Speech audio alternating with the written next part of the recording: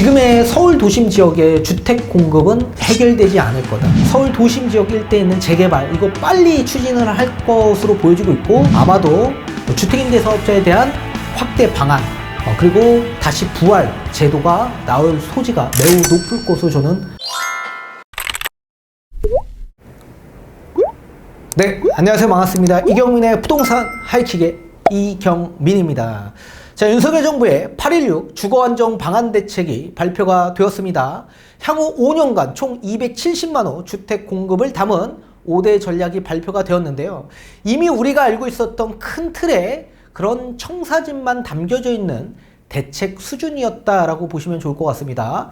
자, 세부적인 그런 공급 계획이 아닌 이미 우리가 알고 있었던 큰 틀에 대한 그런 청사진만 담겨져 있던 이유로는 지금 주택 거래에 있어서 굉장히 침체되어 있는 상황입니다.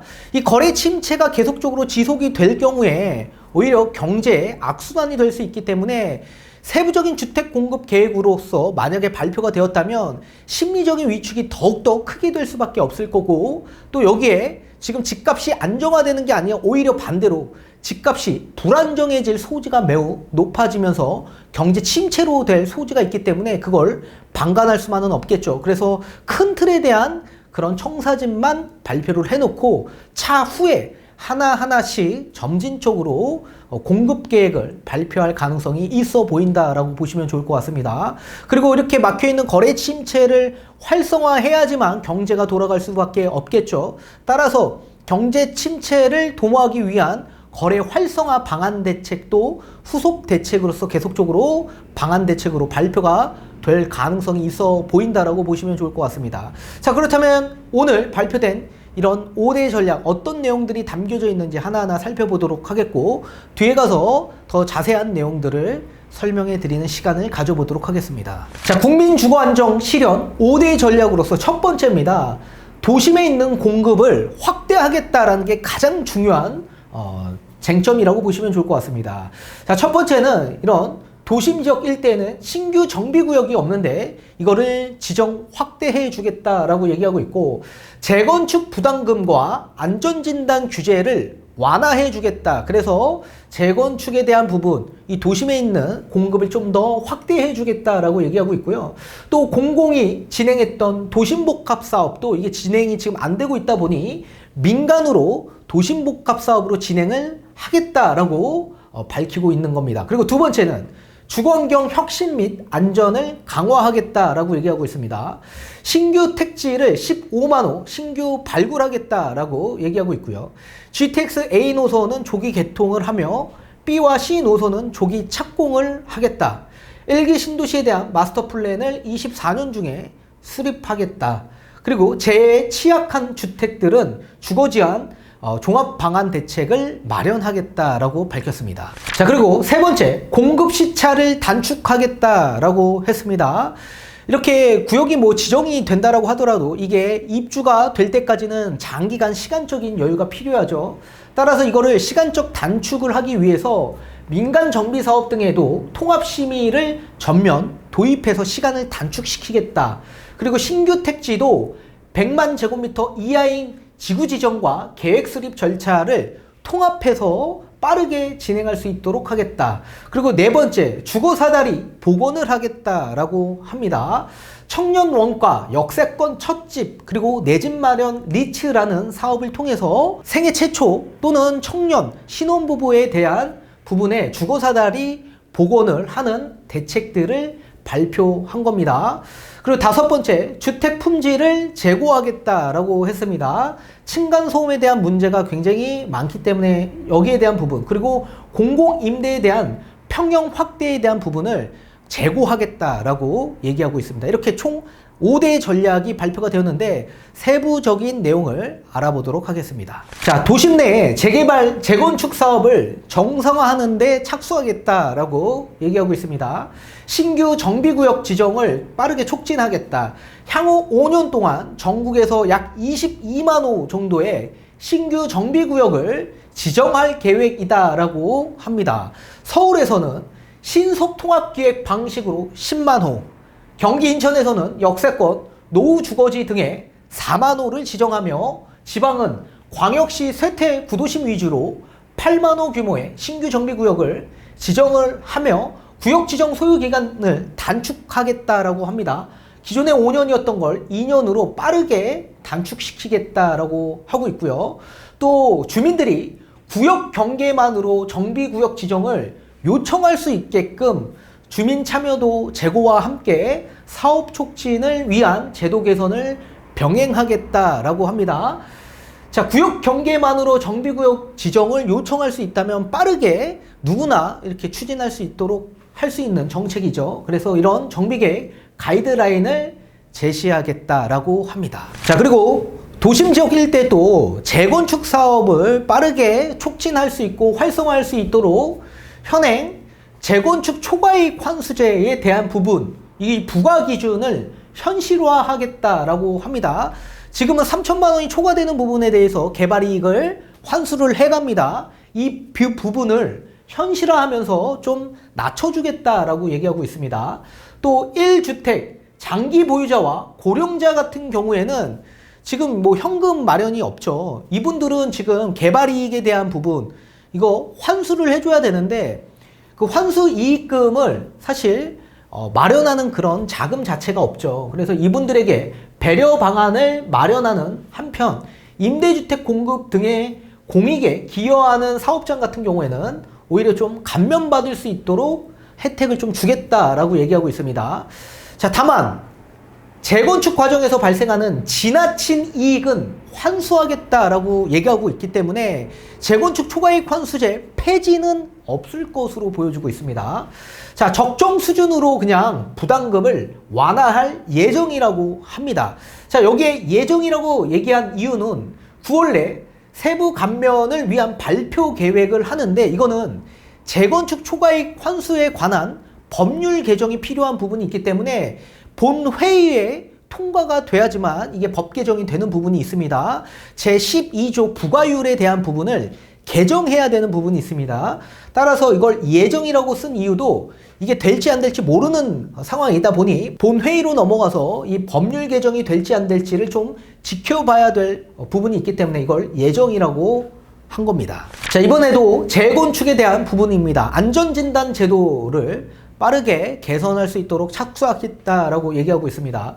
자, 2018년 3월 달에 구조 안정성이라는 이 비중을 상향 조정했습니다. 기존에는 원래 20%였던 시기였는데 그 시기에는 3년 동안 안전진단에 통과한 정비사업들이 56곳이 있었습니다. 그런데 문재인 정부에서 20%였던 걸 50%로 그 비중을 확대시켜버렸죠. 이렇게 50%로 되다 보니까 정비사업, 안전진단에서 통과한 정비사업이 3년 동안 5곳밖에 되지 않더라. 따라서 이렇게 도심에 있는 공급 기반이 굉장히 약화된 상황으로 계속적으로 되다 보니 주택 공급이 활성화되지 않고 있죠. 따라서 구조 안정성 지금 50%였던 걸 약 30에서 40% 수준으로 다시 하향 조정해 주겠다라고 얘기하고 있습니다. 자, 이 구조 안정성이라는 건 뭐냐면 우리가 안전진단을 받을 때 예비 안전진단을 통과하면 1차 안전진단을 받습니다. 거기에 또 통과하면 2차 정밀안전진단을 받게 되는데요. 2차 정밀안전진단에서 D등급을 받으면 그냥 재건축을 하는 거고 C등급까지, A등급에서 C등급까지는 다시 안전진단을 받아야 됩니다. 그런데 D등급은 조건부 재건축이라고 해서 이렇게 국토부 산하 공공기관에서 나와서 적정성 검토를 합니다. 여기에서 탈락이 되면 다시 받아야 됩니다. 안전진단을. 근데 그 안전진단도 마찬가지 주민들의 모금을 통해서 안전진단을 시행을 하거든요. 그러니까 주민들이 굉장히 이제 다시 이렇게 추진 동력이 좀 떨어질 수 있는 그런 사태로 계속적으로 되다 보니까 이게 재건축이 제때 추진이 안 되는 상황으로 계속 상황이 악화된 겁니다. 이거를 개선시키겠다라고 얘기하고 있고 이 구조 안정성도 지금 주택 공법이 워낙 좋기 때문에 옛날에 지어졌던 아파트라고 하더라도 굉장히 탄탄하게 지어져 있습니다. 그래서 안정성에 있어서 비중을 높여버리면 사실 통과하기가 굉장히 어렵기 때문에 이거를 하향 조정해 주겠다라는 내용입니다. 근데 이 또한 마찬가지 이거는 법률 개정이 필요한 부분이 아니라 국토부에서 진행할 수 있는 부분이기 때문에 안전진단은 아마도 개선할 확률이 굉장히 높을 것으로 보여지고 있습니다.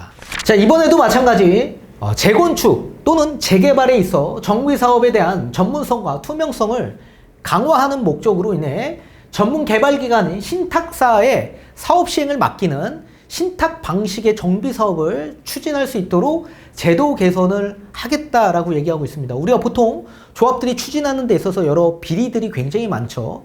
이게 투명하지 않기 때문에 그래요. 근데 신탁사에 맡기게 될 경우에 자금 조달 같은 게 굉장히 투명성 있게끔 모든 조합들이 다 볼 수 있고, 또 전문적인 게 전문성이 확보되어 있다 보니까 또 빠르게 추진할 수 있는 그런 동력도 생깁니다. 그리고 또 조합 설립, 추진위 설립 이런 것들이 없고 바로 시행할 수도 있죠.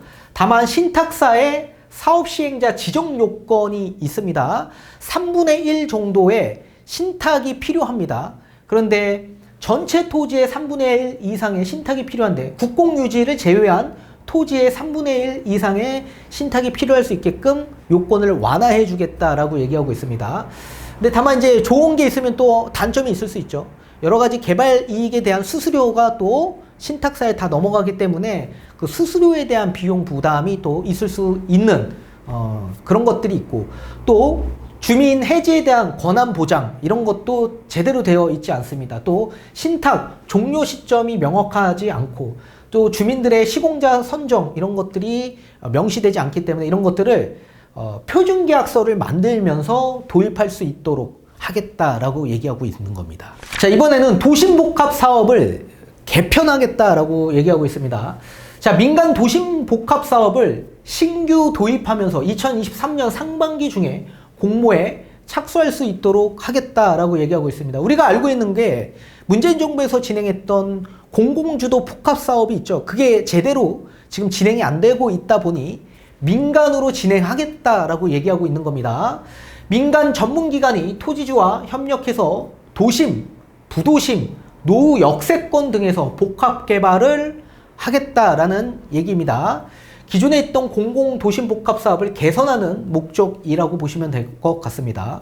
편리한 교통으로 상업 문화 거점이 될 수 있으나 낙후되고 저이용된 지역은 첨단 산업 중심의 성장 거점형으로 만들겠다.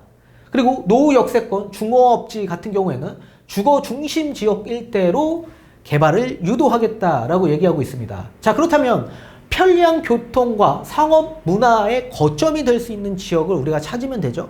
뭐 더블 역세권, 트리플 역세권, 그런 상업 중심 지역 일대에 낙후되고 저이용된 지역을 우리는 찾아보면 나중에 민간 도심복합 사업으로 진행될 소지가 매우 높은 지역으로 우리가 선점할 수 있는 거겠죠.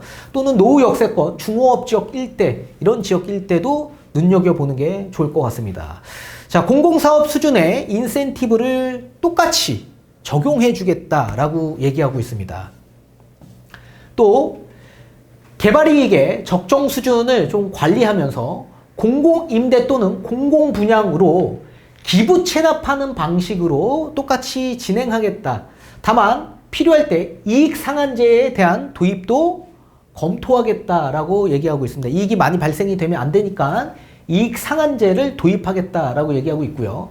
기존에 있던 공공도심복합사업 후보지 같은 경우에는 기존 방식을 유지하겠다라고 얘기하고 있고요. 예정지구 지정 등의 후속 조치를 신속히 추진해 나가겠다. 공공주도복합사업뿐만 아니라 공공재개발, 공공재건축도 똑같이 동일하게 그렇게 진행하겠다라는 얘기입니다. 다만 당연히 호응이 좋을까요? 낮을까요? 낮을 수밖에 없죠. 아니, 지금 윤석열 정부에서는 지금 민간 도심복합 사업을 한다라고 하는데 공공이 개입을 해서 공공이 주도 복합을 하게 될 경우에 이익이 굉장히 결여될 수 있겠죠. 그래서 민간으로 추진을 합시다라고 주민들의 이런 의견들이 굉장히 많아질 수밖에 없을 겁니다. 따라서 이렇게 호응이 낮은 사업장이 분명히 있을 수 있는데 동의율이 떨어지겠죠. 동의율 30% 미만인 경우에는 민간 사업의 전환을 적극 지원할 계획이다 라고 했기 때문에 공공주도 복합사업의 후보지로 선정되어 있는 곳들은 아마 제가 볼 때 추진을 빠르게 하지 않을 것 같습니다. 왜요? 민간 사업으로 다시 전환하기 위해서 이미 지원할 계획이다 적극적으로 그렇게 얘기를 했기 때문에 동의율이 안 나올 가능성이 매우 높을 겁니다. 자, 그리고 우수 입지 공공택지를 신규 지정하겠다라고 얘기하고 있습니다. 23년까지 15만 호 내외 신규 택지 후보지를 발굴하고 10월부터 순차적으로 발표하겠다. 그러니까 3기 신도시 이외에 순차적으로 다시 신규 택지 후보지를 발표하겠다라고 얘기하고 있습니다. 수도권 지방에 주거 수요가 높은 곳, 그리고 산업단지, 도심, 철도와 인접되어 있는 그런 지역 일대를 발굴할 예정이라고 합니다. 또 3기 신도시 같은 경우에는 GTX-A 조기 개통을 24년 6월 이전까지 할 예정이 있다고 하고 있고, B와 C 노선은 조기 착공을 하겠다라고 얘기하고 있습니다. 그리고 도시 첨단 산업 단지 중복 지정을 할 거고 23년 하반기 때까지 개발 밀도 확대 등을 통해 경쟁력을 제고할 계획이다라고 합니다. 자, 2기 신도시 같은 경우에는 교통여건 개선을 위해 광역버스 신설을 하고 출퇴근 전세버스를 투입하면서 맞춤형 개선 대책을 마련하겠다라고 합니다. 자, 2기 신도시의 교통여건이 썩 좋지 않죠. 앞으로도 그렇게 크게 좋은 대책이 나오지는 않을 것으로 보여집니다. 자, 1기 신도시 같은 경우에는 재정비 마스터 플랜을 24년 중에 수립할 예정이다라고 합니다. 자, 여기서 중요한 건 예정이다라고 한 겁니다. 자, 1기 신도시 리모델링 재건축에 대한 이런 마스터 플랜 발표하겠다라고 이미 예전부터 얘기가 나왔었죠. 근데 이게 지금 오늘 발표가 안 됐습니다. 24년 중에 수립할 예정이다라고 했기 때문에 아마도 굉장히 장기화될 가능성이 매우 높다라고 보시면 좋을 것 같고, 1기 신도시가 워낙 크기 때문에 거기에서 나오는 이주 수요들이 굉장히 많지 않습니까? 따라서 그 이주 수요를 3기 신도시와 연계할 수 있도록 마련하겠다라고 이미 예전에 발표를 했기 때문에 3기 신도시의 주택 공급이 다 마련되지 않는 한 1기 신도시의 이런 대책 수립이 아마 다 정리가 안 될 가능성이 매우 높다. 따라서 1기 신도시에 거주하고 있는 분들 같은 경우에는 정말 장기적인 플랜으로 바라봐야 될 그런 플랜이라고 보시면 좋을 것 같습니다. 자, 앞전에 보신 거는 이제 수도권 지역 일대에 있는 얘기들을 했는데, 이번 지방권 같은 경우에는 메가시티를 중심으로 해서 광역철도 선도 사업과 함께 방사형 순환도로망을 구축하는 데에 가속화하겠다라고 얘기하고 있습니다. 일단 철도 노선을 본다면 부산에서 양산 그리고 울산까지 가는 노선이 있습니다. 이게 부산이 아니라 김해입니다. 김해에 있는 진영역 일대에서부터 양산을 거쳐서 울산역까지 가는 노선이고, 또 대구 경북선 같은 경우에는 서대구역 일대에서부터 저기 이제 경북 지역 일대, 의성역 지역 일대까지 가는 노선입니다. 바로 안동시가 있습니다. 그래서 안동에 인접되어 있기 때문에 안동에서부터 대구까지의 철도 노선을 좀 더 확충시키겠다라는 노선이고, 광주 나주선 같은 경우에는 광주 서구 일대에 상무역이 있죠. 거기에서부터 나주 신도시 나주역까지 가는 노선입니다. 이것도 이제 예타를 받아야 되는 부분들이 있는데 시간적인 여유가 좀 필요하다라고 보셔야 되고요. 또 도로 같은 경우에는 이제 대구 2022년 3월 달에 4차 외곽 순환도로가 개통이 되었습니다. 그리고 이제 광주 일대에서도 계속적으로 공사하고 있는 도로도 있고요. 또 강진에서 광주까지 가는 고속도로도 있죠. 강진은 이제 전라남도 쪽 일대입니다. 그래서 해남 지역 일대와 인접되어 있기 때문에 해남에서 광주까지 가는 그런 노선이라고 보시면 되겠습니다. 이것도 단계적으로 이제 앞으로 개통 예정에 있다. 그래서 따라서 이렇게 메가시티는 결국엔 부산 지역 일대, 대구 지역, 광주 지역 일대를 뜻하는 것으로 보시면 좋을 것 같습니다. 또 지방 주거 환경 열악 지역 일대를 정비하는 방식으로 활성화하겠다.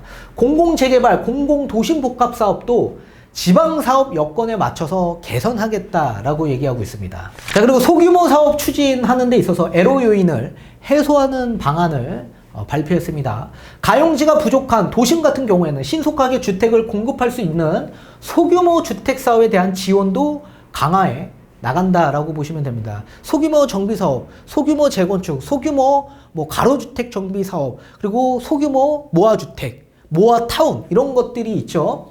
따라서 이렇게 단일 공동주택 단지에서만 추진이 가능했었던 소규모 재건축을 연접, 복수 단지에도 허용하겠다라고 얘기했거든요. 이게 결국엔 이렇게 뭐 소규모로 재건축, 소규모로 뭐 가로주택 정비구역 이렇게 나눠서 하는 걸 허용하겠다. 복수 단지에도. 이게 결국엔 모아타운을 얘기하는 겁니다. 모아타운. 그래서 이런 것들을 빠르게 주택 공급할 수 있도록 지원해 나가겠다라고 얘기하고 있고요. 도시형 생활주택 같은 경우에 1, 2인 가구 수요가 굉장히 많기 때문에 현행 300세대에서 500세대까지 늘리고 투룸 비중을 좀 늘리겠다. 지금은 3분의 1 수준인데 2분의 1까지 상향하되 교통 혼잡 및 주차난이 충분히 마련될 수 있도록 하겠다. 주차장 같은 경우에는 세대당 0.6대인데 이걸 0.7대로 늘려주겠다라고 얘기하고 있습니다. 그러면 만약에 10세대를 짓는다면 기존에는 주차장을 6대를 그려야 되는데 이제는 7대를 그려야 되겠죠. 그러니까 주차난 해소에 이렇게 주차장 기준법을 바꾸겠다라고 얘기하고 있는 겁니다. 다만 상업과 공업, 준주거 지역에게만 허용을 하겠다라고 얘기하고 있습니다. 자, 그리고 청년 및 신혼부부 생애 최초 주택 구입자에게 부여하는 공급 추진 계획입니다. 자, 이렇게 청년 원가 및 역세권 천집이라는 이런 제도로서 공급을 추진하겠다라고 얘기하고 있는데 공공택지나 도심 정비사업 이런 용적률 상향의 기부채납 물량 등에서 활용을 하겠다라고 얘기하고 있습니다. 보통 이런 도심 정비사업 같은 경우에는 늘어나는 용적률의 50% 정도는 이렇게 기부채납을 해야 됩니다. 거기에 물량을 좀 활용해서 건설 원가 수준으로 시세의 70% 이하로 공급을 하겠다. 그리고 저리에 초장기 모기지가 지원된다. 그래서 아마 한 50년짜리 모기지가 지원이 될 것으로 보여집니다. 자, 그렇지만 분양가가 시세 대비 크게 저렴한 점을 감안했을 때 공공 환매 등으로 시세 차익 일부를 환수할 예정이다 라고 얘기하고 있습니다. 자, 5년 동안 거주를 해야 되는 의무가 있고요. 5년 거주 이후에 공공에 환매를 해야 됩니다. 재매각을 해야 됩니다. 근데 그 환매할 때 수분양자는 매각할 때 시세 차익의 70% 정도만 확보를 하고 30%는 공공에 환매하면서 매각해야 된다. 그렇게 보셔야 됩니다. 그래서 실질적으로 시세 차익의 전액을 다 가져가는 게 아니라 70% 수준만 가져가는 단점이 있다. 또 3기 신도시 선호지, 도심 국공유지, 역세권 등에 총 50만 호 내외로 공급할 계획이다 라고 얘기하고 있고요. 또 신모델 민간 분양 주택 도입을 하겠다. 이걸 내 집 마련 리츠라고 하는데 우리가 알고 있는 분양 전환 10년 공공 분양 아파트 똑같은 개념입니다. 다만 민간 리츠가 공급하는 공급 주체로서 분양가의 절반으로 최대 10년간 임대 거주가 가능하다. 자, 그리고 나머지 절반 같은 경우에는 분양 전환할 때 분양가의 절반을 납부하고 분양을 받는 게 아니라 감정가로 납부하게 됩니다. 감정가. 다만 분양 전환할 때는 6년차, 8년차, 10년차부터 분양 전환을 할 수 있는데 감정가로 납부한다. 그러면 10년 뒤에 집값이 많이 올라가지 않겠습니까? 10년 뒤에 거의 아파트는 감정가가 거의 시세 대비 거의 비슷하죠. 그러면 시세 대비 거의 감정가로 절반은 납부해야 된다라는 얘기입니다.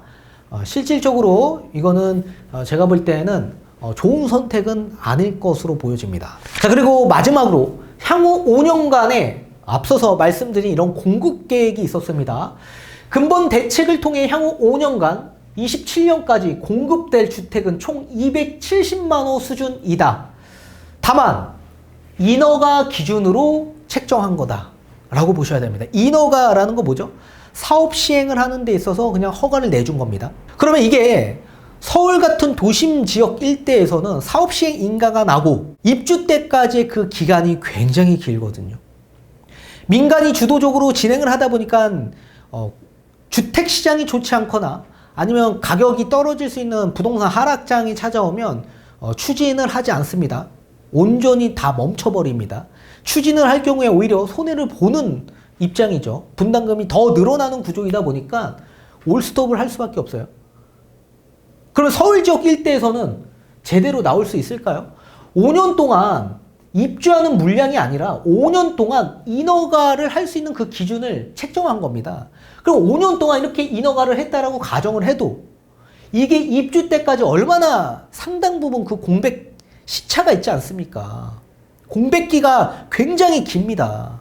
서울 같은 경우에는 사업 시행 인가가 나고 나서부터 보통 거의 제가 볼 땐 거의 한 7년 정도는 잡아야 됩니다. 7년 정도. 그렇다면 서울 같은 경우에는 약 5년이 지나서도 7년이 지나서도 그제서야 이제 입주가 되는 아파트들이 많아질 수밖에 없겠죠. 경기도와 뭐 인천 아니면 지방 같은 경우에는 공공택지로 조성하는 곳들이 많기 때문에 서울 지역 일대보다는 좀 빠르게 공급이 될 가능성이 있겠죠. 다만 서울 도심 지역 일대는 진행이 굉장히 어려울 거다. 그렇다면 서울 지역 일대 지금 공급 부족이 단기간 내 해결이 되지 않는다라는 얘기고, 이 공급에 대한 시그널 자체가 세부적인 계획이 아니라 지금 큰 틀에서 나온 계획이기 때문에 이걸 그냥 우리가 예상하는 겁니다. 예정이 이렇다라는 거지 이렇게 무조건 계획해서 진행하겠다라는 게 아니기 때문에 지금의 서울 도심 지역의 주택 공급은 해결되지 않을 거다. 따라서 이 해결 방안이 다른 거래 활성화 방안 대책으로 인해서 하나하나씩 더 나올 소지가 있다고 저는 봅니다. 따라서 기존에 있는 서울 도심 지역 일대에 있는 재개발 이거 빨리 추진을 할 것으로 보여지고 있고, 계속적으로 모아타운 신속통합기획 방식 이런 개발 방식을 계속적으로 추진할 가능성이 매우 높을 거며, 지금 주택 공급이 부족하기 때문에 임대차 시장이 불안정해질 수 있기 때문에 아마도 주택임대사업자에 대한 확대 방안 그리고 다시 부활 제도가 나올 소지가 매우 높을 것으로 저는 판단이 돼 보입니다. 추후에 후속 조치의 방안 대책들을 하나하나 다시 한번 또 살펴보도록 하겠습니다.